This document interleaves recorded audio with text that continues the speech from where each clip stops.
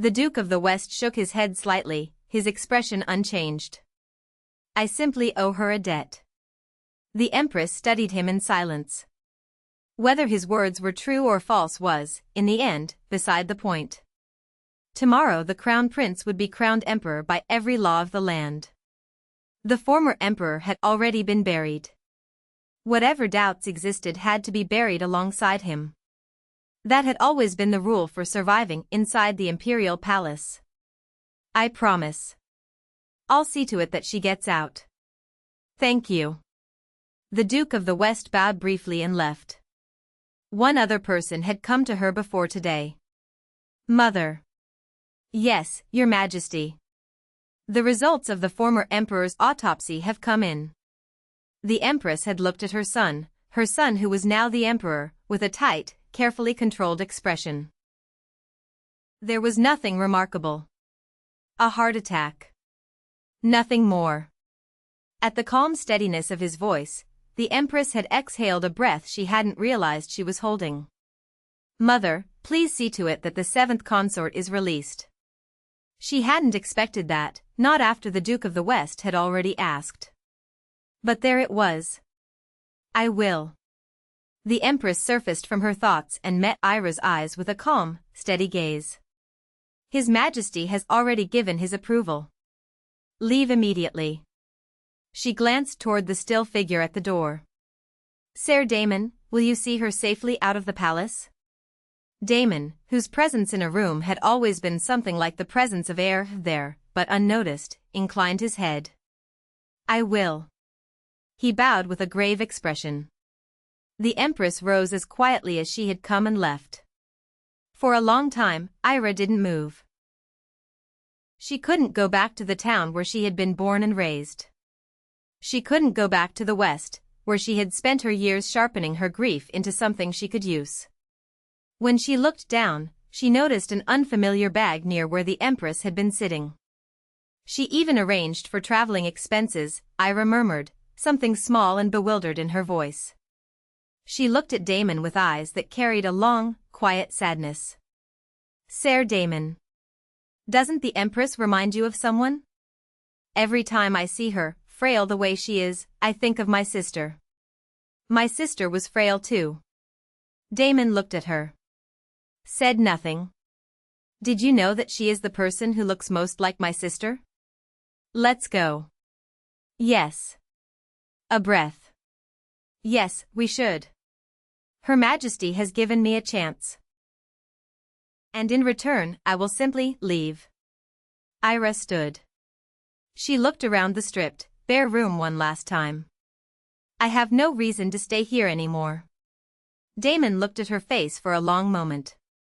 He had dreamed of this too, of the emperor who had killed his fiancée and destroyed everything around her. He had worked until it nearly broke him to earn a position inside the imperial palace, watching and waiting for his moment. And then this woman had appeared, a child he remembered from years ago, grown now, grown into exactly the age her sister had been when she died, and taken her place at the emperor's side. He had been startled, that first time. So he had stayed out of it. He had watched her instead of acting. He had stood by while she carried it alone, and that had been its own kind of hell. Because he knew, better than anyone, what it cost to stand at the emperor's side every day with that inside you. And now she had done it. She had succeeded. She had endured everything, sustained only by that single purpose, and now that the purpose was fulfilled, there was nothing left holding her to the world. Who understood that better than him? Her eyes were empty. No remorse, no relief, no attachment. Just the blank space where a reason used to be. But once, long ago, he had pulled a child from a burning house. He had saved her life then without knowing why, some instinct, some reflex older than thought. He was going to save her again. He couldn't take his revenge with his own hands. But he could do this. He would do this. And in doing it, something new would take root in his chest, a reason that wasn't revenge, a direction that wasn't grief. If she wanted to live again, he would give her every reason he had. I shouldn't leave without saying goodbye to Her Majesty properly. He reached out and took her hand, held it firmly, held it like something he intended to keep. Asterisk hold on. Just hold on and live asterisk let's go. Ira looked down at their joined hands. Her eyes trembled. She gripped the traveling bag tightly. All right. Let's go. A pause. We'll leave the Empire. Yes. Somewhere no one knows us. Somewhere no one knows.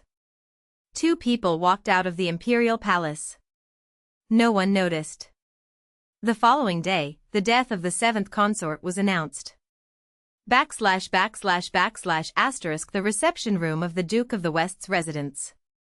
Marin looked at Brianna and Smith sitting across from her, and felt something warm open in her chest.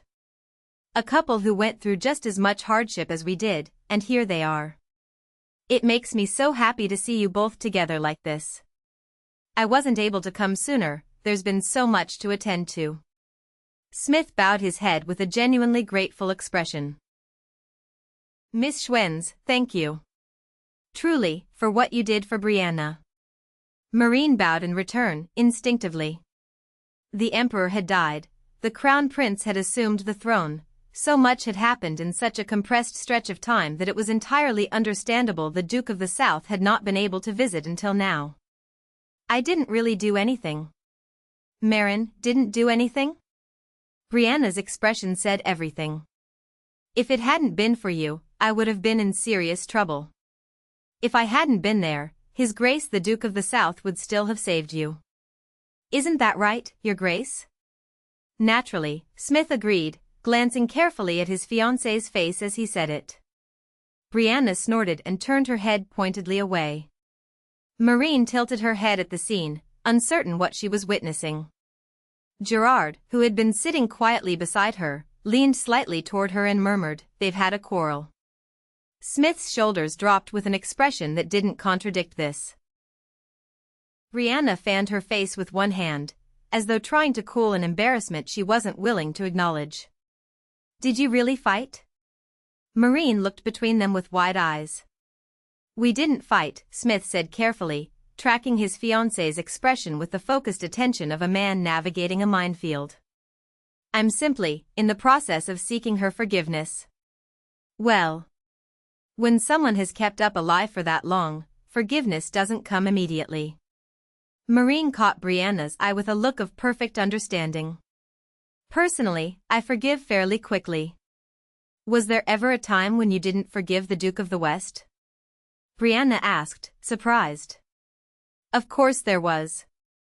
Gerard could see, his sight had healed entirely, and he hid it from me. He never told me.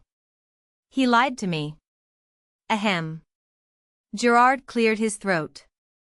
He had simply not wanted to be separated from Marin for even a moment, and concealing it had kept them together longer, but circumstances had complicated matters, and then more time had passed, and then rather more time than intended. It hadn't been his finest decision. This is simply how men are. Brianna looked at the two of them in turn with an expression of profound disappointment. "Brianna, do you want to come see Dia's wedding dress?" "Oh, absolutely." The two women linked arms and disappeared cheerfully down the corridor. Gerard and Smith sat in the sudden quiet, drinking their tea. "And yet," Smith observed, "the Duke of the West has clearly been forgiven. If they can end up like this," Gerard gestured after the two women, "it probably won't be long for you either." "I hope not. I need to be forgiven soon. I want to get married." Smith set his teacup down with an air of suffering that was almost dignified. Gerard blinked, then something clicked in his expression. / asterisk. The Emperor's office. "The Duke of the West to see Your Majesty." The attendant opened the door. Gerard, Duke of the West, greets His Majesty the Emperor. "Duke, welcome." Alsavet looked up from his papers with genuine pleasure, and then the Duke of the West, without preamble, opened his mouth. "I'd like to go first." Alsavet looked at him blankly. "I beg your pardon?" "Marriage. I mean marriage." "Ah. Alsavet pressed his lips together, suppressing an immediate laugh. So that's why he looked so intent walking in. I see. The Duke of the West's wedding had been postponed twice over, once when the former emperor had tried to force the crown prince's marriage to Dia, and again during the state funeral for the former emperor. The man's patience, never his most abundant quality to begin with, had apparently reached its absolute limit. The Duke of the West extended his hand across the desk. With the frank directness of someone who had decided that pleasantries were a waste of everyone's time. Your Majesty's formal approval is required for the marriage to proceed. I will take it now and be on my way. Alsavet looked at the outstretched hand. Then he reached for his seal.